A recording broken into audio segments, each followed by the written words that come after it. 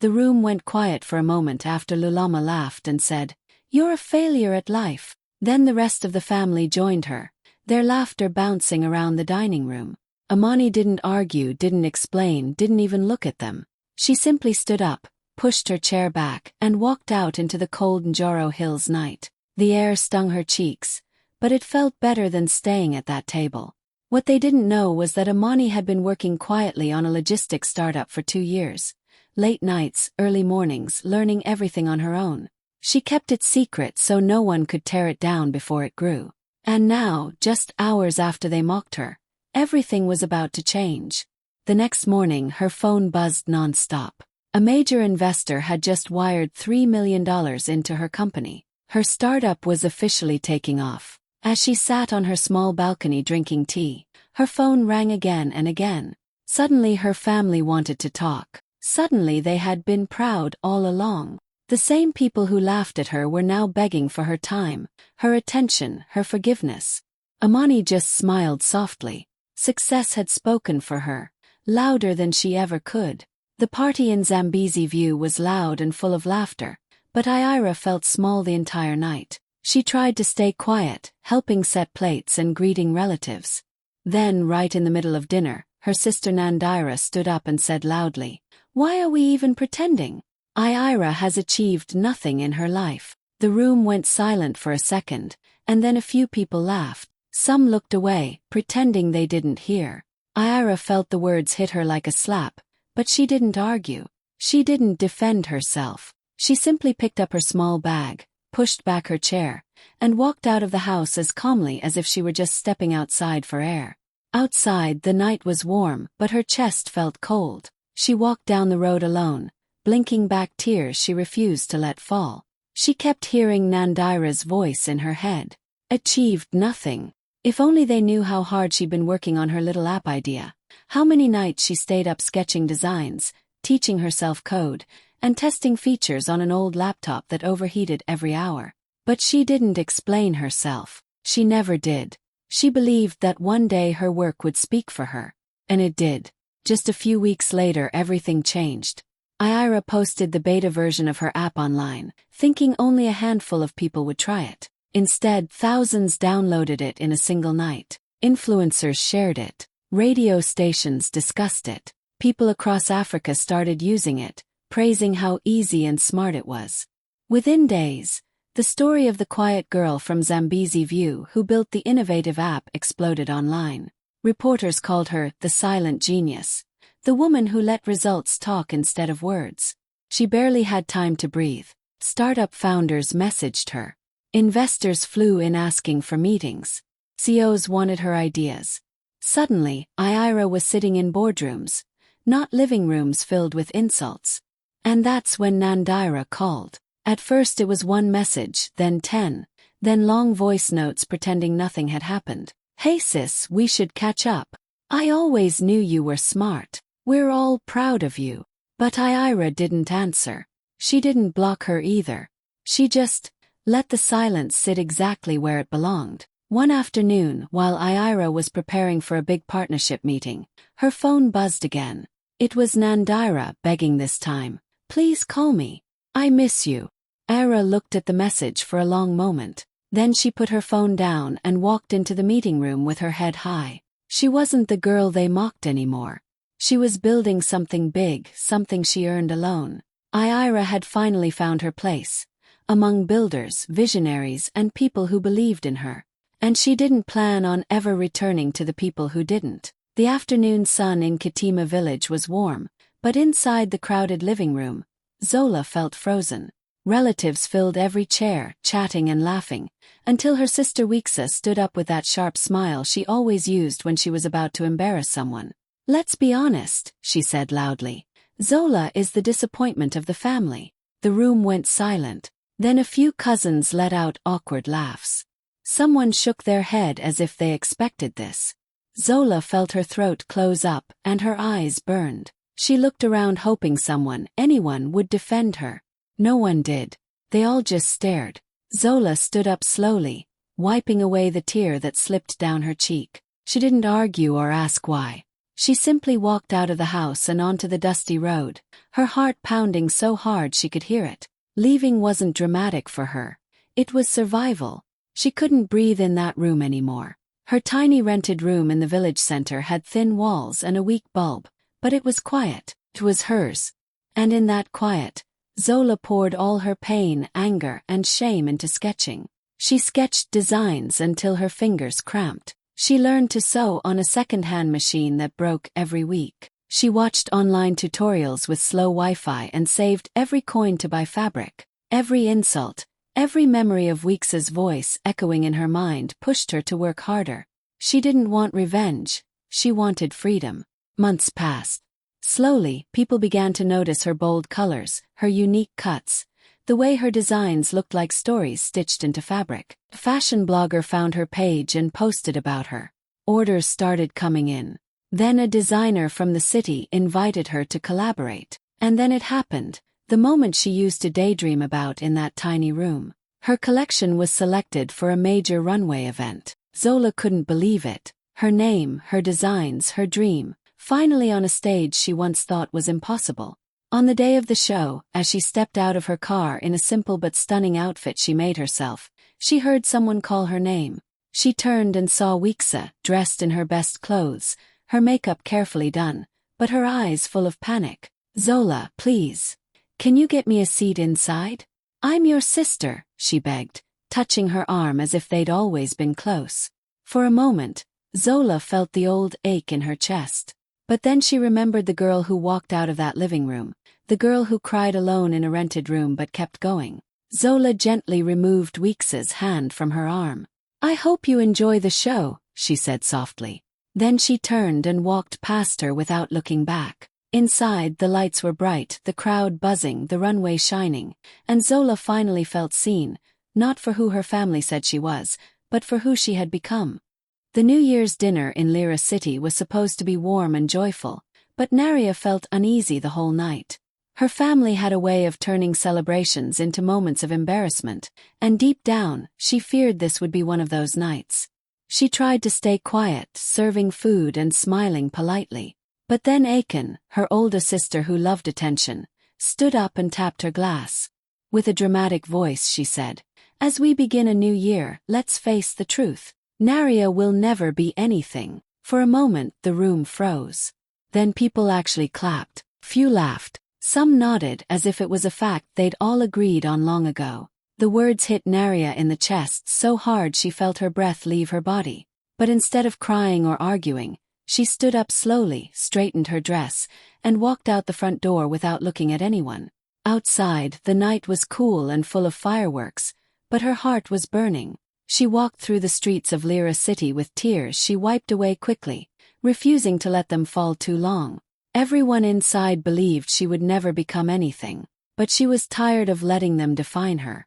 She decided, right there on the sidewalk, that she would choose herself. The next morning she emptied her last savings, money she'd been carefully collecting for emergencies, into an idea she'd been too scared to pursue, a food delivery service.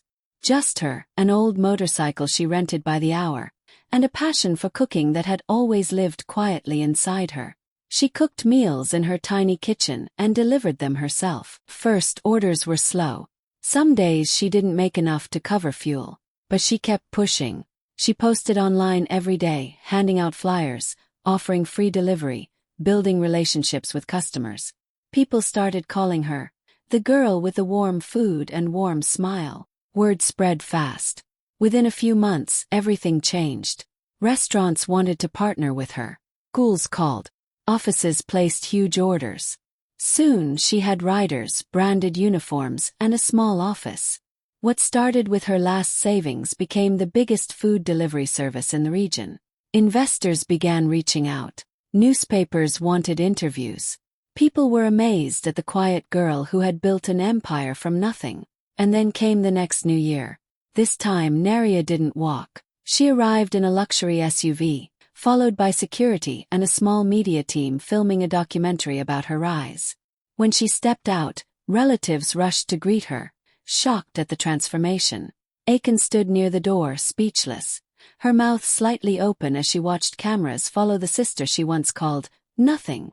Naria walked past her calmly, the same way she had walked out a year before, but this time she held her head high. She didn't need revenge. Her success had already said everything. The dinner table in Irungu Meadows was polished and perfect, but Molly felt completely out of place. Her family loved showing off. New cars, new jewelry, new promotions. Molly stayed quiet, as always, eating slowly and hoping the night would pass without drama.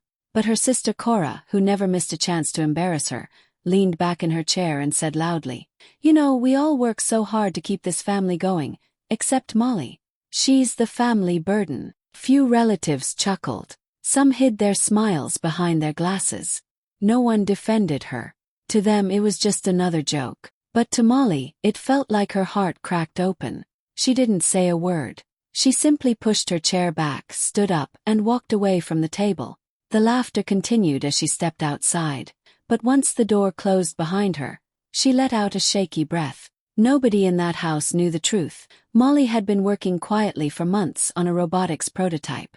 Late nights, early mornings, barely any sleep. Her room was filled with wires, codes on sticky notes, half-finished circuits, and tools she bought from her tiny savings. She didn't tell her family because they never believed she could do anything worthy. They always saw her as the weak one, the slow one, the burden. But Molly had a vision, and she believed in it more than she believed in anything her family had ever said about her. After months of testing, breaking, rebuilding, and fixing, she finally finished it. A small but powerful robotic system that could transform warehouse work and packaging. She submitted it to a tech exhibition quietly, with no expectations. A week later, everything changed. A major tech giant reached out and asked for a meeting. They loved her idea. They loved her design. And within days, they offered to buy the full rights for a life-changing amount, enough to make Molly a millionaire instantly. She sat in their glass conference room, stunned, while they talked about expanding her idea globally. For the first time, people saw her brilliance, not her silence. As the news spread online, Molly's phone lit up non-stop. But the most persistent caller was Cora. Message after message, call after call. Long voice notes pretending she had always been supportive. "Molly, I'm so proud of you. We should talk. Let's celebrate together." But Molly didn't answer. Not even once. She hired an assistant to help manage her new schedule. And one morning, when Cora called again, the assistant answered with a calm, professional voice. "Hello. Yes, Molly received your messages. She's busy living her successful life. If she needs anything from you, she will reach out." Silence on the other end. Molly heard about it later and simply smiled. She didn't need revenge. She didn't need to prove anything to anyone. She had done the one thing nobody believed she could do. She changed her own life. And now, she walked into every room knowing she was never the burden. She was the breakthrough. The dinner table in Shunny Springs was full of laughter, but Fayola felt small the whole evening. She sat quietly, hoping to get through the night without anyone mentioning her situation. But Nyota, her older sister who loved an audience, looked straight at the aunts and said loudly, "Imagine being grown and still jobless like Fayola. Honestly, it's embarrassing." The table went silent for a moment, then the aunts exchanged looks and whispered. A few cousins chuckled under their breath. Fayola felt her face heat up, her stomach twist. She stared down at her untouched plate, wishing she could disappear. But instead of crying or defending herself, she pushed her chair back gently, stood up, and walked out of the house. She didn't say a single word. She didn't have to. Her silence hurt more than any argument. Outside, the cool air hit her face. She walked all the way back to her tiny room, a single bed peeling paint, and a small desk that shook every time she wrote on it. She sat on her bed and let the tears fall, but only for a moment. Then something inside her shifted. She grabbed her old phone, opened the camera, and started talking. She talked about pain, about feeling judged, about starting from nothing, about getting up every day even when life felt heavy. She didn't pretend to be perfect. She didn't fake confidence. She just spoke honestly. She posted the video online, thinking maybe 10 people would see it. But the next morning, her phone was exploding. Thousands of comments. Millions of views. People from all over Africa and beyond were sharing her clip, saying her words felt like a hug, a mirror, a push. Who is this girl? She's so real. We need more voices like hers. That one video changed everything. Suddenly, brands were emailing her. Motivational pages wanted to repost her content. Event organizers invited her to speak. She bought a better phone, better lighting, better equipment, and turned her small room into a tiny studio. Every video she posted went viral. She talked about survival, heartbreak, disappointment, and hope. People loved her honesty. They loved her courage. They loved her. Years passed, and Fayola grew into a full-blown influencer, speaker, and brand ambassador. She traveled, she inspired, she built her own business. And one day, she decided to visit home again. When she walked into Shunny Springs, everything stopped. The same relatives who once whispered about her now rushed toward her with excitement. Even Nyota, who once humiliated her, ran forward smiling wide as if nothing had happened. "Fayola, take a selfie with us," she cried. Fayola smiled politely, posing for photos, but inside she felt a quiet victory. She didn't need revenge. She didn't need to prove anything. She had simply become the woman she always knew she could be. And now, the people who once mocked her were standing in line just to stand beside her. The New Year party at Morique Lodge was loud, colorful, and full of energy. Music played, people danced, and relatives moved from table to table catching up on the year's gossip. Adia tried to blend into the background, hoping the night would pass without her sister Keziah turning her into a joke. But of course, Keziah loved attention too much to let that happen. Right when everyone gathered to make a toast, Keziah raised her voice and said, "Before we celebrate, can we acknowledge something? Adia has no future." The room went silent first, then some people laughed nervously. Few uncles nodded like they agreed. Adia felt a small cut form inside her chest, but she didn't show it. She simply stood up, gave a tight smile that hid her pain, and walked out of the lodge while the music continued behind her. Outside, the air was cold and sharp. She hugged her arms around herself as she walked to the gate, trying to swallow the sting of her sister's words.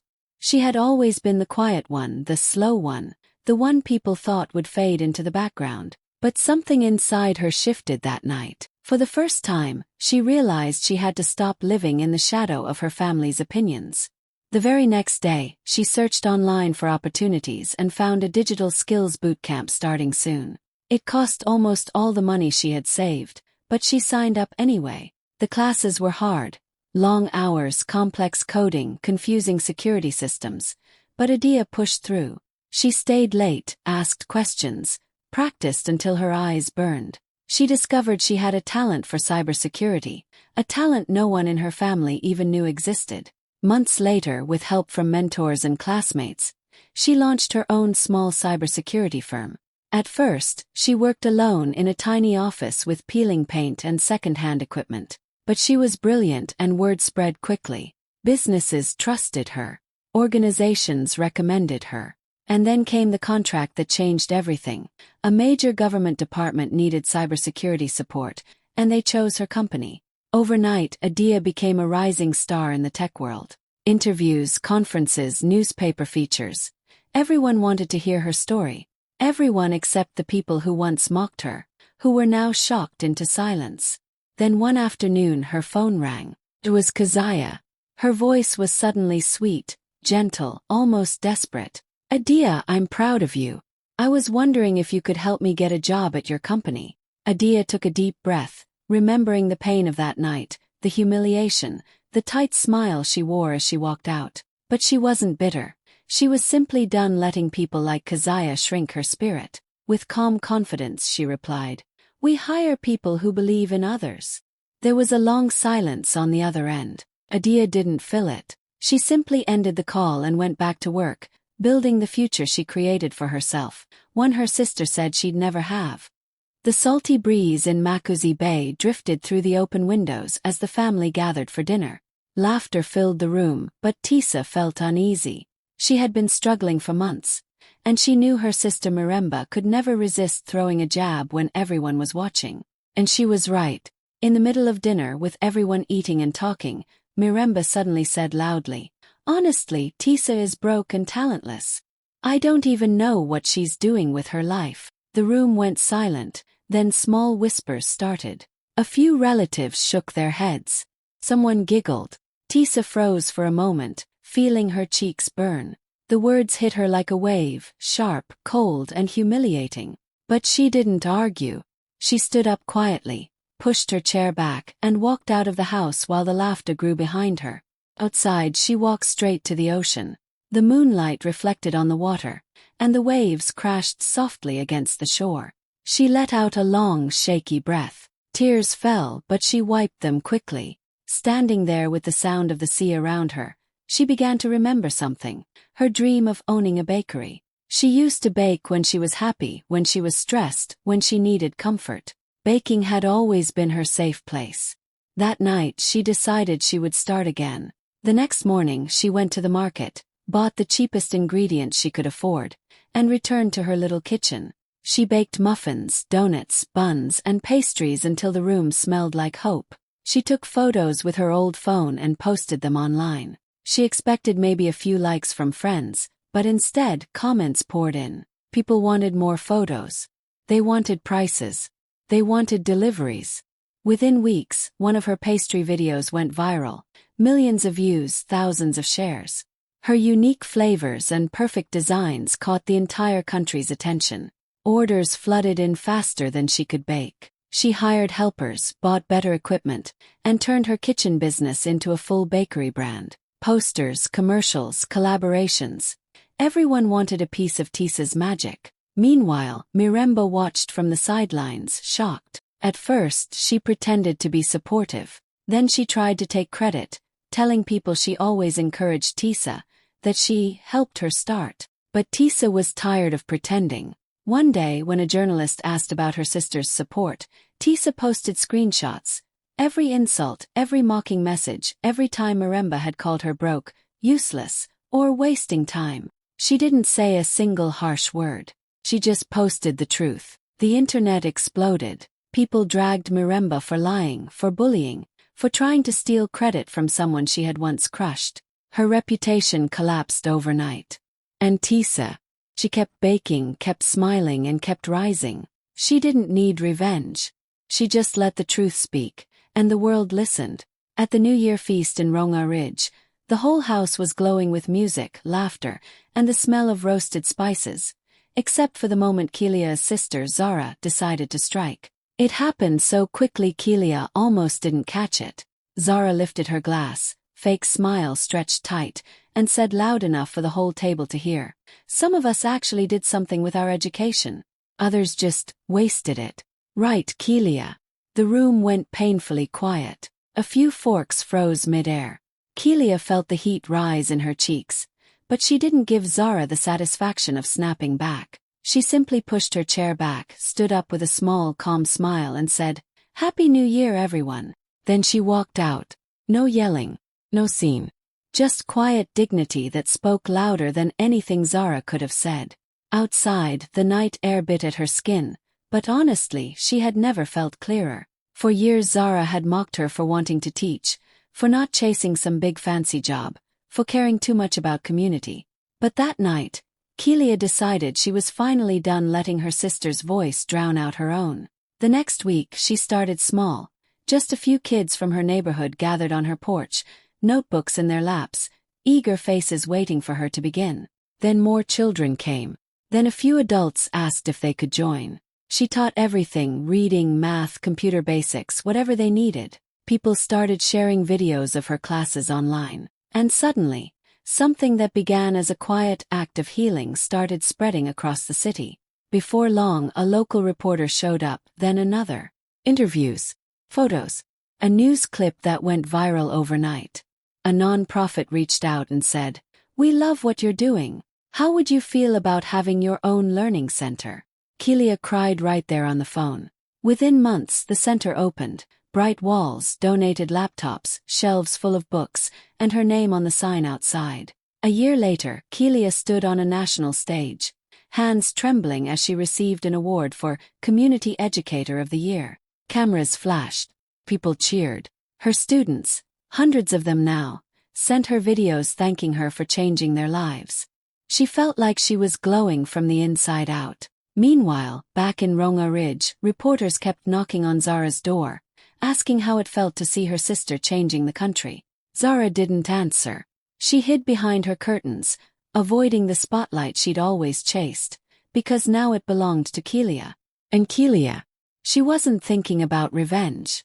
She wasn't thinking about proving anyone wrong. She was thinking about her students, her community, and the quiet power of believing in yourself even when the people closest to you don't.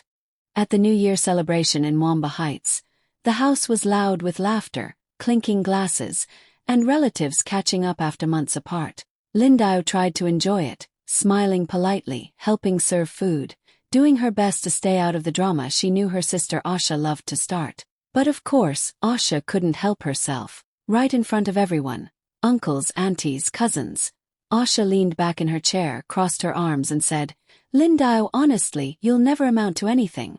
You're too slow, too soft, nothing." The whole room went quiet. Someone dropped a spoon. Even the music suddenly felt too loud. Lindau felt her heart squeeze, the sting traveling straight to her eyes. But she refused to let a single tear fall. Instead, she inhaled slowly, placed her napkin on the table, and said in the softest, calmest voice, "I'm going to head out. Enjoy the rest of the night." Then she walked away. No shouting, no arguing, just a quiet exit that somehow held more strength than any comeback she could have thrown. 2 weeks later, Lindau packed one suitcase and took a bus to the capital city. She had no connections, no big plan, just a heart full of determination and a mind that refused to replay Asha's words anymore. She started a tiny cleaning service. At first, it was just her, mopping floors, washing windows, scrubbing bathrooms, sometimes working until sunrise. But she showed up on time every time. She gave her best, even when no one was watching. Slowly, doors opened. One hotel manager recommended her to another. Then a small hotel chain signed a contract with her. Then a major luxury hotel did too. Within 2 years, she had a real company. Uniforms, a beautiful office, a fleet of vehicles with her company logo, and hundreds of employees who called her boss lady. When the next New Year celebration rolled around, Lindau drove back to Mwamba Heights in a gleaming luxury SUV. As she stepped out, confident, smiling, glowing with the life she built, everyone stared. Asha opened her mouth like she had something smart to say, but nothing came out. She just stood there, speechless. And Lindau, she simply walked inside, greeted everyone warmly, and carried herself with the quiet pride of a woman who learned that sometimes the best revenge is creating a life that leaves your doubters absolutely silent.